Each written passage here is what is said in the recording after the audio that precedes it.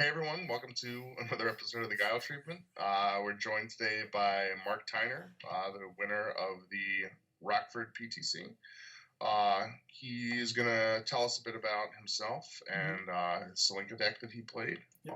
If you want to, I guess, start it off, talk a little bit about how you started playing and, sort of what you have done in UFS to this point. That'd be great. Yeah, no problem.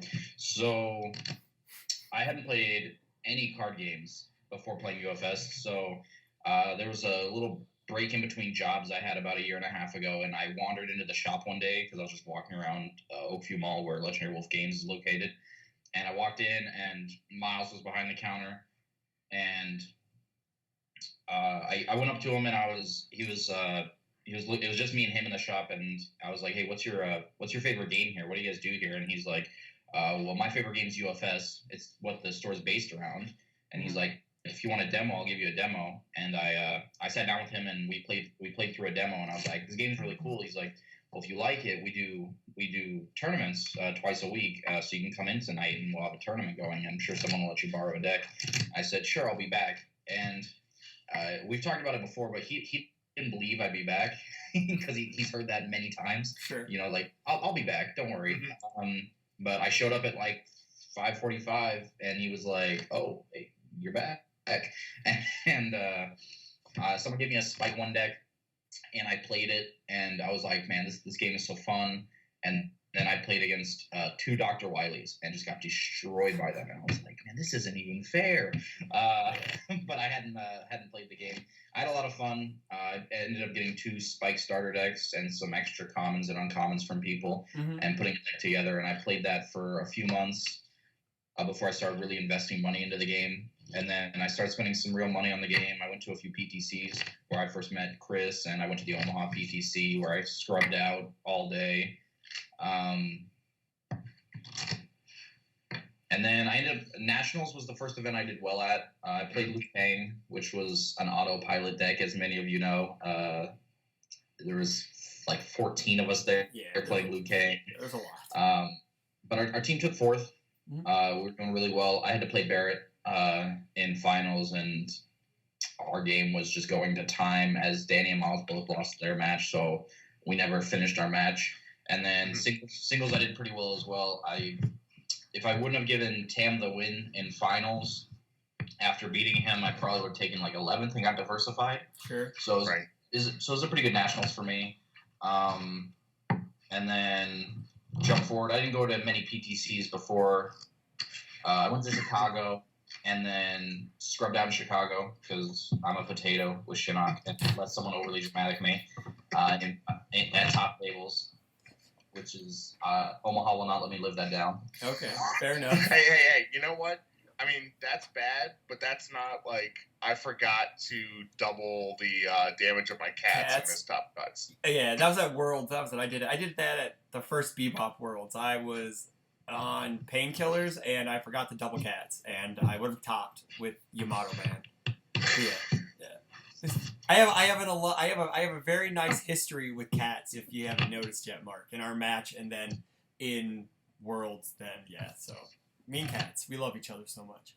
So, and then jump forward to Worlds this last year. It was my first time going to Worlds. I had a great experience. I got to top in both events. I got the limo ride. I got to go to the Jassel. So just all around a great experience. Cool. I was a sponsored player by Legendary Wolf Games, so I was able to pay for part of my trip through that and just enjoy my entire trip. So I ended up taking 3rd in singles and 2nd in teams, which was an amazing experience. Then I went to where was it? Was it Houston? The Houston PTC or Dallas? Dallas. Yeah, Dallas. Yeah, Dallas. I went to the Dallas PTC. I was rocking. I didn't want to play Shinnok, so I was trying to find another deck I'd have fun with. I had built a Dragon's Tongue Water Freezes Lord Raptor deck, and then I was gonna play that up until like a week before when they were like, no, the card gets to go. Yeah. And they errated it. So what I literally did was just took the Water Freezes out, kept the Dragon's Tongues in, and went to Dallas with that deck. And I played that. I ended up going like even, but I got diversified by the Lord Raptor that ended up winning the whole. I already get diversified because I didn't top, but I ended up going even. So it was a pretty good experience. Not the best I've ever done at PTC though.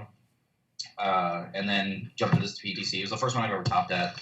So I was very surprised to top with the deck I was playing, let alone to win the whole thing. So it was a very cool experience. Mm-hmm. Yeah, like I was saying pre-show, it was my goal to hit top 16 for the first time ever, So I was really hammering home social media, basically just threatening people they should come because it's going to be the greatest PTC of all time. So now, I got a question. Do you think that the early possibility of Yu Yu Hakusho like coming out helped think so. Get people to show up? Or do you think that it hurt attendance, and then once it was announced that it wasn't coming out, and like people were kind of stuck, they had to go. People were like, "Oh, okay, well, I don't have to worry about like ditching my local store, so I'll just go to this." Yep. Like maybe a little both. I don't know. Yeah. So like the early people were like, "Oh yeah, you're gonna pre-release," and then later the people were like, "Oh cool, I'm not missing a pre-release." Yeah, I think that's what it was. It kind of a little of both, but it was a big storm, really. Yeah. It was really my goal I wanted to get enough people there for the top 16, begrudgingly to some of the veteran players out there who didn't want to have 7 rounds in a top 16, but I think everyone enjoyed it. Like the whole experience, it felt like a major.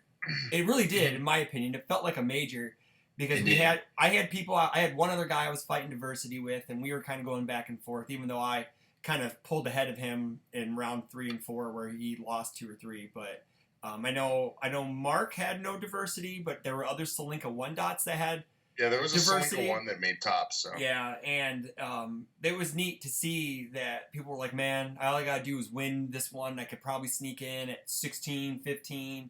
And it was really neat just to see all not really like the strategy, but the majors mentality, like, man, I gotta win this one or next 2. I gotta really push it here, and I gotta pull away and all that stuff. It's like it was nuts. Just how it was real funny, like how many people came up to me and were like, "No, my record should be fine with the diversity we're gonna have in tops," and then there was 0 diversity in tops. I know. It was. Yeah, I know. Because I was obviously like not there. I was following from work. We missed you. And when they posted the the attendance and like character list and everything, and I think it was, I don't remember exactly. I think it was like 19 characters had like diversity, which is like a lot, but there were only I think like 4 or 5 that were like 3+. Mm-hmm.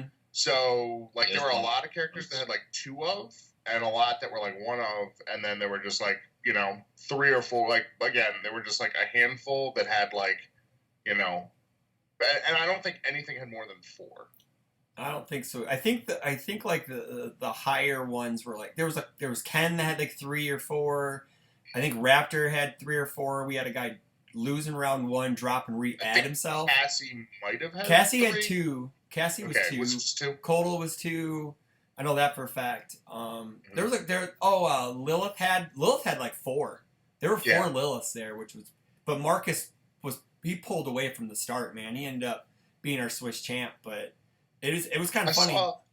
I saw the Fae player say that his tournament run was like 3 Liliths. Yep. 2 Cassies, and what was it? 2 was it Raptor? Maybe, I don't remember. It was like 2 something. I was just like, whoa.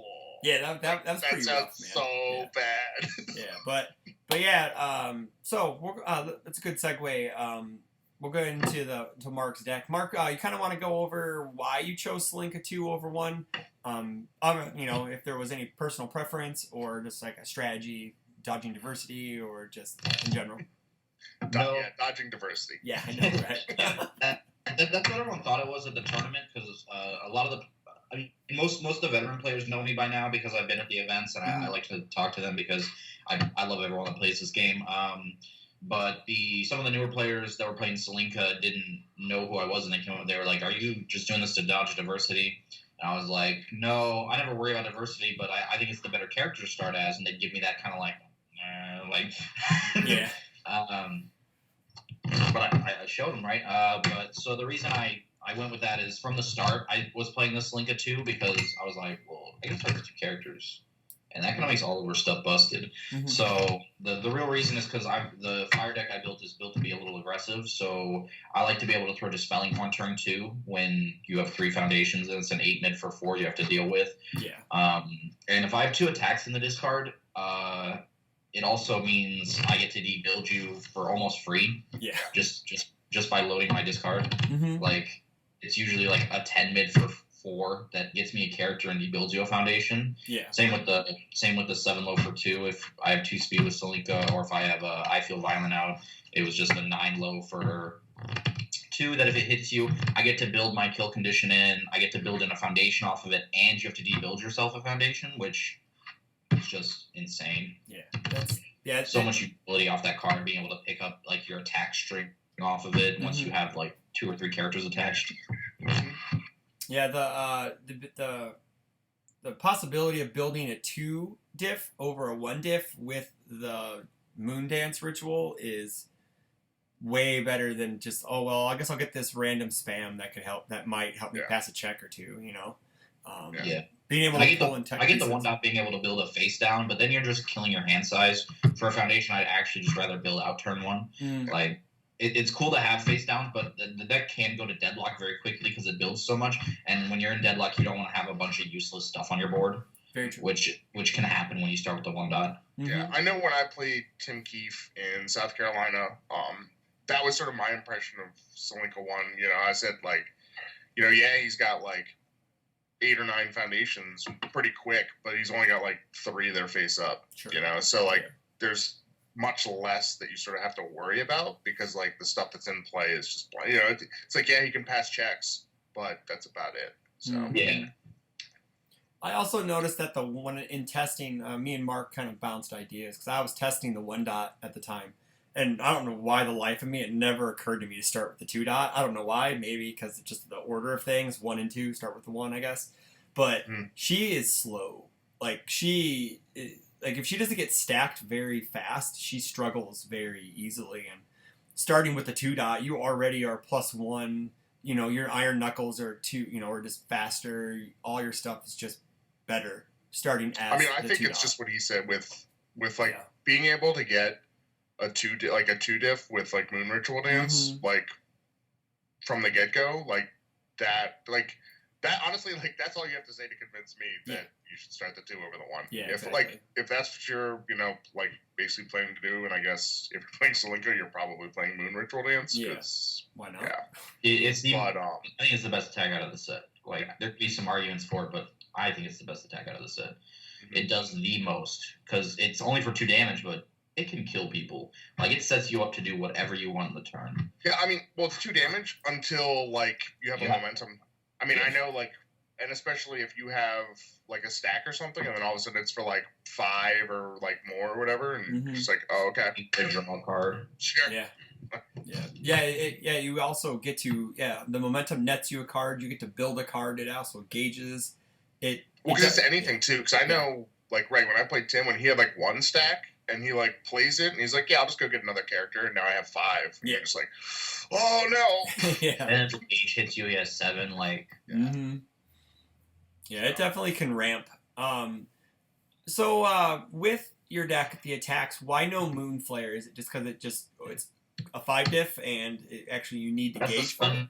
That's the stun 2 when they burn, right? It's the stun 2 and they burn when it's, after it deals 5 or more. Yeah. I had the same. I was talking to Barrett, and Barrett was also asking me. He's like, "Why aren't you playing this card?" I was like, "Well, it's just slow. Like, if I'm gonna play a 5 diff in my deck, it needs to do something. Like, Tech Sphere does something in my deck because it gets to be my utility piece for whatever I need. I don't think I was playing any other 5 diffs because, like, the 4 diffs just make it for a more aggressive game, and the 4 diffs do way more. Like, my character inherently gives damage, so I don't need to worry about burning you because. Worst comes to worst, you just block it, and then I'm like, oh, well, there was an attack I just didn't need to throw, and didn't need anything during the attack. Most of my other stuff, like, nets me stuff during the attack. Yeah, the Tech Sphere play is pretty good, because as you're removing with Solinka, too, you can, those cards aren't dead ever. They're still live, even in the remove from game pile, which is really good. I think she was one of the best characters for Tech Sphere at the time. Yeah, very true. So the 1X Clockwork Castle, I must know, how many times did you get to block with that card? So Most of the time, I built it against Let's Cut Loose decks. That was not supposed to be in my deck. I was supposed to have Bear Street Diner, and they didn't come. So I was like, it was like literally in the card was a Clockwork Castle with a proxy, a Bear Street Diner. I just took the proxy out and was like, all right, I guess we're just playing this. And I mean, it worked. Like, I randomly blocked Tam with it on a 9 because he hadn't cleared any cards from his card pool and Breaker forward him. I checked a 5, tapped 4 foundations. My whole board turned 2. I was like, Breaker 4, and then he had to play a foundation, and he ended up killing me after it anyways. But yeah, but it wasn't supposed to be in there. There was probably 4 games where I sided in the other 2. Because like my biggest losses with the deck were to Mike Hardiman by JJ playing Mike Hardiman because it's a Let's Cut Loose deck that plays Nutcracker Burning, and those decks kind of just ramp and kill me. So that slows them down a lot, and it gives me a block I can breaker them with. And then like Turnilaus and Taki with Ace Maneuver. Those decks really hurt me a lot, so it gives me like a free block for Ace Maneuver that breakers them. Yeah, I guess against like an Ace Maneuver deck, it's probably going to be like a +0 or better. So it's usually yeah, it might be negative. Yep. Now, I remember. So let's kind of go through. I guess we know you did well in rounds. So top cuts. We know we have Tom's Gordon match on the channel, so guys check that out. I want to say one thing too. Like I like with his foundations that it's a lot of like 3s and 2s because again, like with Moon Ritual Dance, like it's just kind of one of those things where it's like you build the stuff you see and the stuff that you check that you want, like you can probably just get it for free anyway. Yeah, because of the 2 checks, I didn't try and play as many 3s. Spaceland was a no-brainer with DJ in the meta and Fatality being such a big thing. I saw Fatality everywhere this weekend. Man, that card beat the shit out of me in our matchup, man. Because I had no answer for it for like the entire game, and I was just like, shit, I have to get rid of that because I have no momentum for anything. If I couldn't react with Kolokon because it was just like, well, I lose my momentum if I use my react, so it's not even worth attacking. Let's just build, I guess. And then Mark throws like quad cats. It felt like it wasn't quad cats, but it felt like quad cats. I only played 3 in my finalized list, and like when I was playing you, I wanted to build that turn that I killed you. Yeah. And my hand was like Moon Dance, Foundation. I was like, all right, we'll draw 3 more foundations. I drew 3 cats. Oh, and I was like, well, these are all for 30 damage, so. Yes, you just hope he doesn't have mid blocks at some point. I know I blocked 1, and then he's like, another one? And I'm like, yeah, let's just go to game 3, but it's like, wow. It was really impressive, though. I thought it was, it was super cool. I thought it was awesome. It was really neat. But yeah, it seems like all your foundations, at least like Rob said, fill your discard pile for that Moon Dance. There's a lot of neat pieces in there. You have Commander for some damage redux and flipping. Some stun hate. Yeah. Go ahead. I'm sorry. The selective flip was really good because I didn't have Bear Street Diner. Bear Street Diner is one of my favorite of the champ promos. I'm probably saying the name wrong, but sorry. I don't read the names usually very carefully. It's all right. But so it's really good in Selinka in testing. We were supposed to have it there, but it had to go to reprint. Yeah. Because you can build Selinka's face down and then remove them and attach them to your character with Selinka 1 dot. So that was the thinking. You can, under the death version, you can build like Swordfish 2 that face down and then build it in whenever you need to. Being able to remove a Shadow Inheritance when you don't want them blocking this attack is pretty good. Stuff like that. Yeah, there's also people are on the diner little thing. They're talking about removing the foundation, then aborting the attack. Because they don't get the foundation, because technically... I did mention that, yeah. It's really cool if they have a foundation you have to get rid of and you have Swordfish out, you can just pop, like, Shadow Inheritance and then abort their attack so they never get it back. Yeah. Yeah, that's a really neat way to deal with certain cards like that, so... It may be just a little too roundabout, like, it may take a little too much effort, but if you have a good way to abort stuff, like, Like, I don't know if like Melina has any symbols or anything, or not Melina. A katana. Yeah, if Katana had any like symbols that it shared with it, you could just randomly pop. Yeah, I'm not sure. I don't remember. I don't know. I think Quan Chi does. You could build a light Quan Chi deck that plays Okay. Yeah, there you go. There you go. and just run it. That'd be a good way to like. I can't deal with this attack. Well, let's take care of a foundation while we're doing it. So. Because also your deck doesn't. Because we know with the coming of Yu Yu Hakusho, we're losing Warriors of the Night. Your deck doesn't change at all, which is awesome. That you like. I guess the thing that a lot of people are kind of have been preparing for is just the upcoming rotation of Warriors of the Night. People just aren't using those cards, and those cards are kind of below the power level nowadays. But did you think? No, I guess I'm going a roundabout way of. Are you excited for the next coming set? Because I want to take a segue and talk about some Yu Yu Hakusho real quick. So are you excited for the next set coming out? I'm excited for Yu Yu Hakusho to come out. I've already decided what character I'm building. Yeah, okay. I know I haven't seen half the set, but like I read Rando's support instantly and was like, well, that's what I want to play. Okay. When the Omaha PTC comes around. So unless there's some really cool stuff I can like fanboy out about my hero. When the promos come out for Gen Con. Right. In the upcoming weeks. Yeah, the starter decks will probably be legal for Omaha. So yeah, if they are, I would love to give those a try. Sure. Cool. All right. So let's talk about kind of so in top cuts. It's like you said it was your first time topping at a PTC. What were your thoughts? Like strategy was the same strategy you had in like Swiss against your opponents? You know, you just want to kind of ramp up and overwhelm them. Was there anyone you didn't want to face? Because I know you faced some good people. You faced Thomas Gordon, then you faced me, and then you faced Garrett Brett, which is technically like our Tom Brady, I guess, or maybe Bill Russell. I don't know. Is he? I don't know, for you kids who don't follow sports or whatever. He's won a lot of titles in basketball. He is the scarier of players. Let me tell you. Yeah, go ahead and talk about that, because I know that people can watch the Thomas Gordon match. I talked about our match in my video, so let's talk about your top 4 match against Garrett Brett. So you want to give us a rundown a bit about that? So it started with some back and forth. I think I came off a little cocky to Garrett Brett, which is kind of how I intended it. He was kind of doing, I don't know if he meant it or not. I'm sure he did, but he was kind of trying to get in my head before the match. Yeah, that's Garrett. That's Garrett. Yeah. And I tried to give it back a little during the matches. Sure.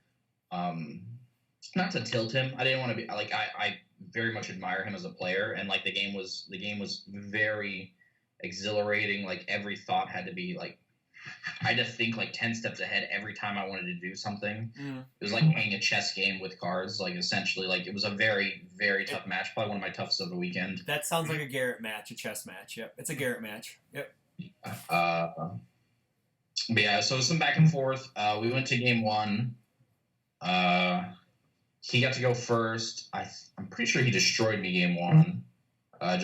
He just hit me over and over, and I couldn't deal with the speed on his attacks, and they were hitting like 5 at a time. So after like 6 attacks, I was like, oh, like I guess I'm dead because I couldn't deal.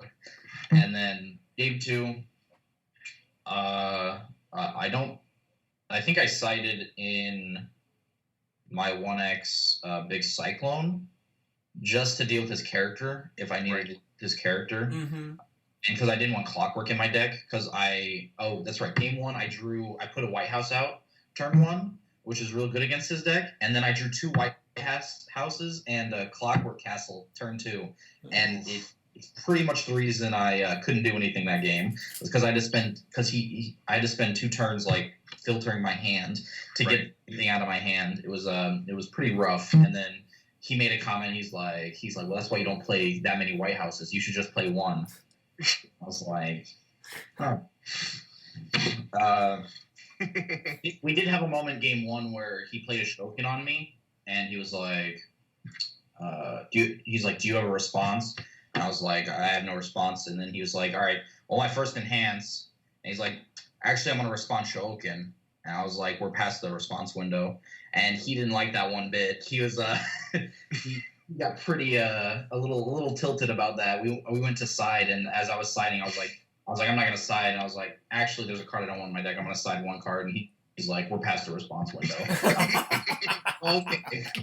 So, but we had good fun.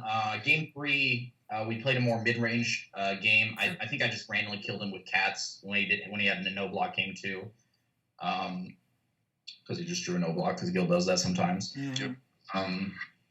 So game 3, we had like a mid-range game where it was very like thought out. I whiffed my kill turn because I looked down. I was like, I'm gonna put him to 2. It's not worth throwing this attack and putting him to 2. So I left him at like 14 or something, and I built out some foundations. And if he would have drawn like 3 attacks, I was just dead because I didn't have enough foundations to deal with 4 speed on every attack. He played Ermac's Teleport Punch or some other attack. It was an attack that drew him a card, and he went to draw a card, and he had to tap foundations to draw. It was probably the Teleport Punch because he had to check a 6, and he checked a 3 and committed 3 foundations to card. So yeah. I kind of knew something was up. And then he shoved the big fat baby into his card pool. So if I blocked, he got to draw 2. And it was I was at 10, and this was for like 5 damage. And I was like, this is half my life total. But he's really wanting to draw when I block this. So I just took it. Like I had the block in hand, but I was like, I'm not going to let him draw 2 cards. If he has it, he has it. And I just took it, and then he built foundations and passed, and I ended up killing him the next turn or a turn later. Sure. Good old UFS. Yep. It's like, I have my opportunity. I'm not going to draw the... He would have won the match if he would have drawn attacks. So it was just luck on my side. He outplayed me a few of the games. I'm not going to say I outplayed him. I'm sure he knew what was going on. It was just my character inherently giving enough stats that his deck couldn't deal with it. Or he just didn't have enough blocks for me to just chain enough attacks to kill him. Yeah. Yeah, I had a instance against Zach in top 16 where he drew like a bunch of cards off like an akimbo or something and built and passed, and then he still had 6 in his hand, and I look at my hand and I go, well, I'm gonna build these 3 foundations. I had 3 attacks in hand. He goes, man, I really needed you to attack me, and then he builds 4 foundations and passes, and then I kill him on his next turn. So like that's a really neat like mentality to think in tops, is like you kind of take that I can Swiss that everything's kind of faster paced because it's timed, so you don't you kind of can't think that deeply sometimes about things, but in tops you can take your time and really strategize well. He has a hand of attack, he has a hand of something, and he's not attacking me anymore. I'm just gonna build and just let him sit on those foundations. Yeah. The longer they sit with foundations, the more often you're going to be able to kill them because they don't have attacks in hand. They can't kill you. So that's a problem for a lot of new players is they'll think like, oh, they built one past. Well, their hand must be a bunch of attacks, but usually it's just they're trying to hold defensive pieces to not die. And like sometimes building into deadlock, or not deadlock, but like building a wall is still good UFS sometimes. Like a lot of the new players I know will like build a turn and then they're like, oh, I have 2 attacks that aren't gonna like do anything, but I want to throw them because it's turn 2 and I should attack turn 2. Yeah. And it's like sometimes like you can have an aggressive deck, but like being able to play the mid-range game with people is where like you get into like real good UFS, as opposed to the random just bop you turn 2 decks. Like if your deck has the capacity to do that, but it doesn't do that every time, it's fine. Yeah, I know I like the mid-range game a lot more because it just seems more interactive in the long run, and you get more out of it. It just feels like you've actually accomplished something. Even on the losing side, like in our matches, they were very good, just back and forth games, and it's like, man, I got bopped against those cats, but it's just like, man, I got nothing to feel bad about. Those were great games. I just came up on the short end of the stick. So, they turn 2 Drew. Yeah, I don't think that even happened in any of my matches. I know I turned 2 some people with Colicon, and it was pretty sweet, but you turned 2 me. Oh, that's okay. I did that. Okay, cool. Yeah, you turned 2 me in our game, and then I returned with 3 cats. That's right. Yeah, that's right. And then nice volley back and forth. Yeah, and then I think I did that to Tyler in game 3 and final round. I turned 2'd him because he had a bad build. That was in my video, but yeah, it just seemed like the UFS was really good this weekend. Not a lot of people were complaining about, well, I got bopped on turn 2, or it's like, man, sometimes you get it, sometimes you don't. So but I only turned to one person with Selinka because my original deck was not over yet, Selinka. Okay. And that deck turn tuning people like crazy because you'd Moon Dance, pick up a not over yet out of your discard with Moon Dance, and then not over yet into like Alurophobia, and they just die because that thing had 20 damage on it. Like that deck was very fun to play. It definitely does sound very fun to play. Maybe not against, but the White House deck was more consistent with the mid range, and it's much more important to like not let your opponent do a lot of the busted stuff they're allowed to do under every symbol than to have one busted thing you can do. Sure. Now, do you think it was better? Like, okay, so go for like that super aggro with the not over yet compared to your build. Did you?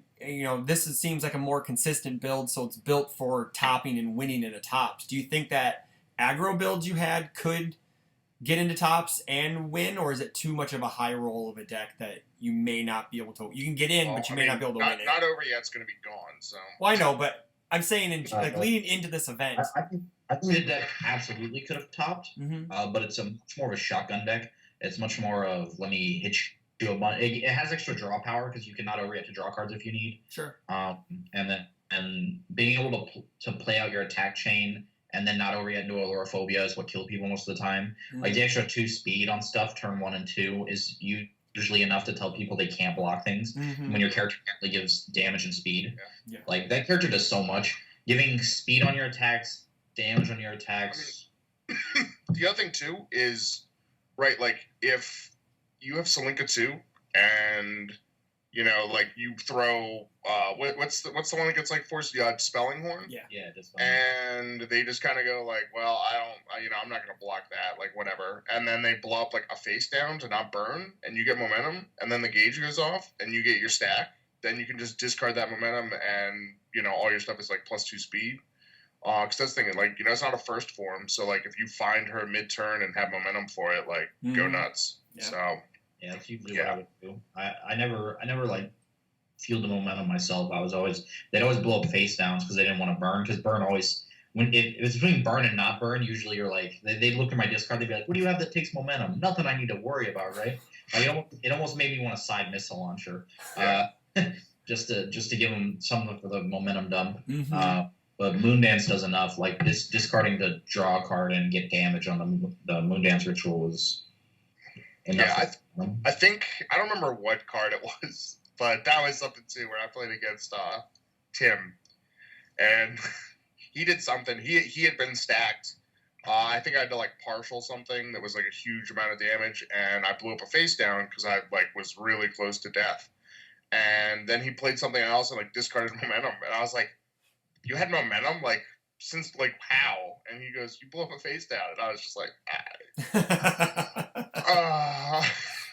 Yeah, she definitely does make your opponent have to take like the lesser of 2 evils because in this format and day and age in UFS, you don't want to give your opponent momentum at all because they can just totally overrun you with effects with momentum, the momentum effects. But you also don't want to take the burn because, she's only hitting you for 2 with Moon Ritual Dance, but then you burn like for 3, 4, Well, it's mostly just like, if you're not blowing up a face down, like it basically is like, do you have like a spam that you don't want? Okay. Yeah. But that spam probably doesn't have a very good block.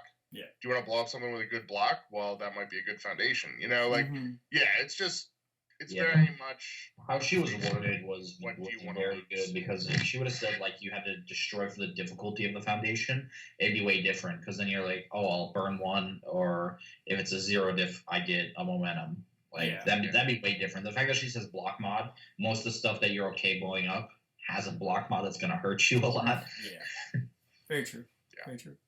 So okay, so you take your match with Tam is on the channel. I got to watch it. It's awesome. It's really cool how you guys went back and forth. I know that you want to talk a little bit about it for people who haven't seen it yet on the channel. I'll link it in the comments below, in the description box below, though, too. Yeah, we can. Yeah. So a little before all through Top Cuts. My girlfriend was like, I asked her to bring me lunch, and she like took forever doing that. I remember that. And, Yeah. But she was like, "Hey, what time are we gonna hit the road?" I was like, "Babe, just let me lose top 16, and we'll be on the road, all right?" And then I won that match, and I was like, "Babe, just let me lose top 8. I'm playing Chris Smith. I'm gonna lose this match. We'll hit the road, I swear." And then I won that match, and I was like, "Babe, it's Garrett Brett. I'm never beating Garrett Brett. Let me lose this match, and we'll be on the road." And then I was sitting in front of Tam, and I was like, "How the hell did I get here?" And it was pretty cool. And I was like, "Babe, it's Tam. Let me lose Tam real quick, and we'll be on the road." And yeah, so I was there way longer than we expected. But I was playing, so I got there to play Tam, and he gets to go first, which he's playing Scorpion, which is a scary character to play against, no matter who you are. And it was the only game going second that I won game 1. He went in for his kill turn, and I had some good blocks and just blocked what I needed to block, and he whiffed. He drew like 5 cards and drew all foundations and built, and I ended up killing him on the backswing. It was a pretty quick game 1. I sided out Clockwork, I believe. No, I sided out a Moondance for my 1x Big Cyclone in my sideboard, which was a joke, by the way, because when I was in the hotel room with Jake the night before, he was like, "I'm taking this Big Cyclone on my sideboard. You should put it in yours," like a joke. And I was like, "You got it, buddy." And I put it in my sideboard, and then like sided like 5 of my games throughout the day. Because I love Big Cyclone, so I was fine with having my sideboard. But I sided Swordfish 2 and Big Cyclone, I believe, against him. I never saw Swordfish, but the Big Cyclone, he killed me before I could see it game 1, so he never got to see that I sided it. And that was kind of like the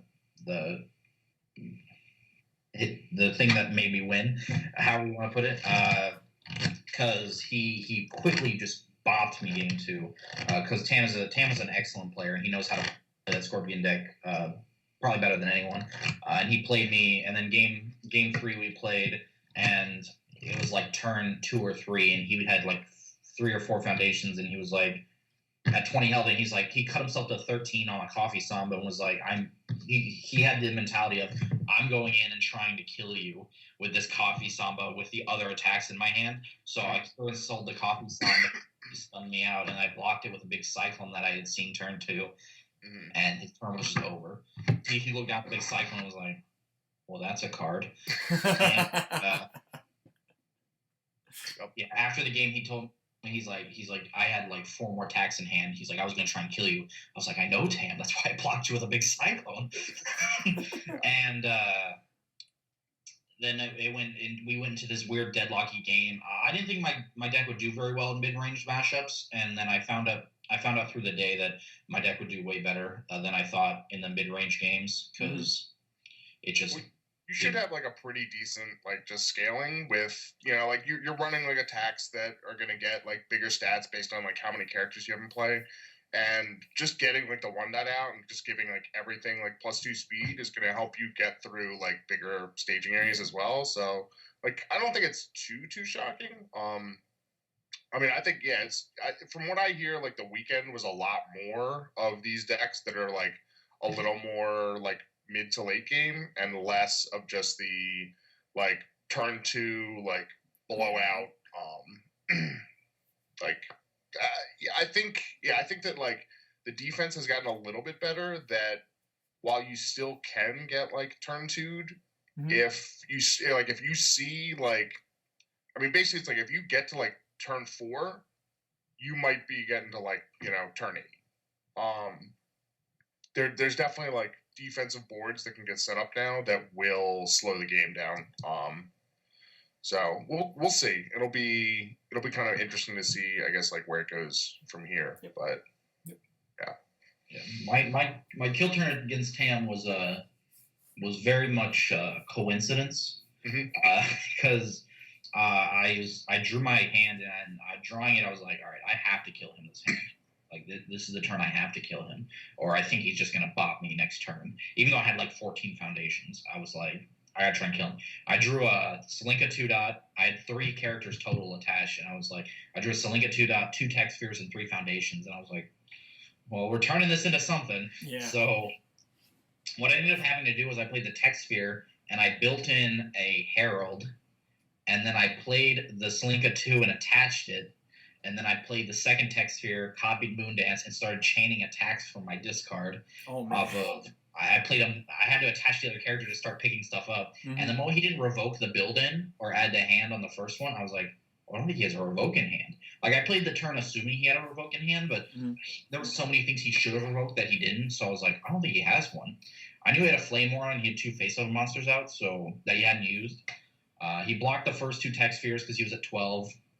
I played the Moondance. I think I dipped a momentum to give it 4 damage and draw a card or something.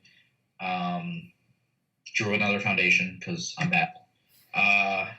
And then I picked up a tech sphere off the Moondance, played the tech sphere, checked a 2 on the tech sphere, and tapped most of my board except for like my foundation that did stuff. And I was gonna pick up a Moondance, but my first enhance was I was like copy Salinka. I had one of the Dark Side of Karma's out. I was copy Salinka. He's passing all his enhances at 6 health because he took the Moondance. And I gave it 4 speed. I gave it 4 speed. I gave it 5 damage to put it to 9. He cut for 1, putting himself to 5, which like was kind of a misplay because then this made it lethal at half. And so he gave -1 of actually to play an attack, and I hadn't Moondance to pick something up yet. Because I was just gonna pick up another attack, but then he put himself at lethal at half. So I was like passing hands because this thing has 12 speed on it. you can't block this with a mid block, and if you block with a Flame Warrior, you're dying. And he made it a high, and I Dark Side Karma'd it, and then I enhanced Moondance Ritual to build something or add something in hand. I built in another Dark Side of Karma, and I canceled the second face of a monster, and he only had high blocks, so he died to it. So that was a very, very intense kill turn we had there. That's awesome. So, Rob, you got anything else before we move on? Cause I don't think so. Mark, this is a cool deck. Like, I like it. I enjoyed it a lot. I'm sorry you didn't get to. Well, I'm not. You won, so I can't really say I'm sorry you didn't get to play in the teams event. But I wish you would have. My team got to play in the teams event. Yeah, so your team got to play in the teams event. And it looks like they had a lot of fun. And I don't know, maybe hopefully in Omaha, I heard there's some really neat side events coming up. So we're pretty excited about that. So that'd be one thing for up and coming PTC runners or tournament organizers. Always have a good day 2. Always have some good stuff because people who don't make tops usually want to do stuff on day 2 instead of sitting around and, you know, unless they want to sleep in or whatever. But most of the time they want to play more UFS. So, and it helps the store out. It'd be good too. Like, I know they've been doing a lot of these, like events trying to like cram everything into one day. And like, I guess part of it with just having like a top 16 was just like, we're not even going to like attempt to do that. It ended up being when Ryan announced top 16, the store was only open for another 45 minutes, and we're like, nah, the guy's been here since Caleb, who ran the store both days. You're a champion. He's actually getting into UFS because of Yu Hakusho and now MHA, so he's going hard. He has a player kit coming already, but that dude's a champ. He worked all day both days and did not complain. All I had to do was give him Starbucks, and he was great, and he was a gracious host, and he helped everybody out he could. So, everyone, if you want, hit up Top Cut Comics Rockford's page. Give a shout out to him. He was awesome that whole weekend. So, yeah. Sorry. But yeah, no, I was just gonna say, like, you know, that's the thing is like if you have some kind of like side event or something like scheduled, you know, that sort of makes it a little easier to just have a big portion of like top cuts and stuff on like day 2, because all the people who aren't like playing, you know, like if their friends are still in tops or something, like, you know, they have something to do in the meantime. So I don't know, like that's sort of like one of my favorite things about like the Rockford PTC is like there's always like something cool to do like afterwards. So sure. We appreciate that. Thank you. Yeah. Pat myself on the back.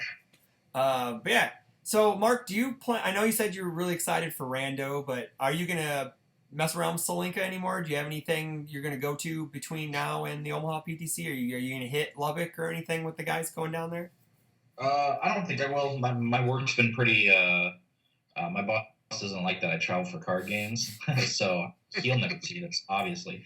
But he can't stand that I want to take time off to go do nerd stuff. It's what I love. It's what I'm passionate about. So I probably won't go to Lubbock. I'm saving up. I got a invite to Dragon Ball Nationals, Oh, so I'm cool. gonna go to Dragon Ball Nationals and UFS Nationals in October. They're both like right around the same time. Sure. And then Omaha PTC. I don't think there's any other PTCs I'm going to be going to. Like if one comes up, then I can take the time off. Yeah. I'll probably hop in a car with somebody and come down. I've been playing Evil Plant Man at locals, so I might play that. Like it's one of my favorite Mega Man characters. So I've been playing Evil Plant. I haven't touched Selinka since we got home. I wanted to build a death version because her Destroy Foundation ability saying non-throw is very. It should say non-throw attack. So being able to play Guilt Seeker and saying I get to destroy Foundation, and when this hits you, you have to destroy Foundation. Yeah. Is pretty good. Along with being able to play like homing missiles and Thirst for Retribution and a bunch of other fun stuff. I want to build a death deck around that. Cool. But yeah. Awesome. All right. So with the PTC closing, we have to update our scoreboard. So Barrett cleaned house this week. At this one, he got 3 of the 5 correct. Technically, everybody got the top 16 correct. So really, he only netted 2 points. So currently, right now, actually, Barrett is in the lead. Barrett has 10 points. Actually, no, it's a tie. I'm bad. No, I have 9. So Barrett's in the lead with 10. I have 9. The guests have 8. And Rob, you're still holding up the bottom at 7.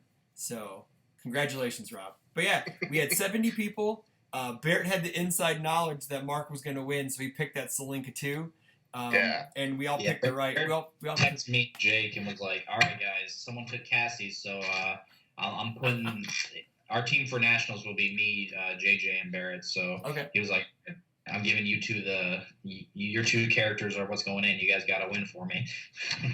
Yeah, he should be happy now that he's in the lead for the contest for nothing. But it's just for bragging rights. So. Contest to win. That's where it's at. Yeah, it's a contest to win. You know why he has more points, right? It's because he always gets to pick last because he's never here. That's also true. We have to fix that. We have to. One of these days, we'll all be back on the show. One of these days, but yeah. So I guess next couple. Actually, so the next show we're going to be recording is about Gen Con. We'll touch on that in that show. But there's a couple PTCs coming up in August. I believe there's Slidell and Lubbock. So go out to those, support those guys out there in Louisiana and Texas. Let's get some more top 16s coming because everyone loves to see the giant events. That means there's more coverage, there's more price support, there's more there's more tournament reports coming out of this one than there has been in the past because everyone had a good time. Tam did one. I'll link that in the description box. I know Trent did one on the Rockford UFS Facebook page, which is a tale of sadness, happiness, and confusion. If I read that correctly, I did one, which I'll link in the box below, and then Garrett did one on the forums because I think he's the only person that still posts there. I think he is. I'll find that and link that in the description box below too. So, is there anything else anyone want? I don't think we have really much else to cover other than the stuff we're going to cover in the next show. So, I could talk about my deck, but I don't want to. Colcon's awesome. That's all I have to say. Yeah, Colcon's great. Like, comment, subscribe, do all that fun Patreon stuff, support us put the money right back into the content, to get these cool guests on, to get this cool banner, to get the cameras, to get all the pizzazz and flash you guys want for the episodes. I gotta give a good shout out to Linear Wolf Games, my sponsor. There you go. Don't forget that. Absolutely. Actually, I'm gonna be talking to Miles, maybe about sponsoring the show, maybe. Maybe see if you'd like to be interested in doing that, because I know he's a big fan of what we do here, and he gives us shout outs in his episodes. So it's only fair to give him shout outs as well. So, but I want to do something a little more business included. So he's been great. The shop has been my biggest asset in learning UFS. Yeah, So, I'm excited to go to Gen. Well, I'll talk in the Gen Con. I'm excited to see him at Gen Con so he can demo me. Because I'm going to go there, and that's how I'm going to get my stuff. I don't want a demo from him. But anyway, we'll talk about that. Watch out for more Versus Series content. JJ as my secret agent. What? I'm sending JJ as my secret agent. Oh, nice. Okay, Yeah. Cool. Stay tuned for more episodes of The Guile Treatment. Rob will be back. I will be back. Hopefully, Barrett will be back. So take care, y'all. We'll talk to you later. Bye.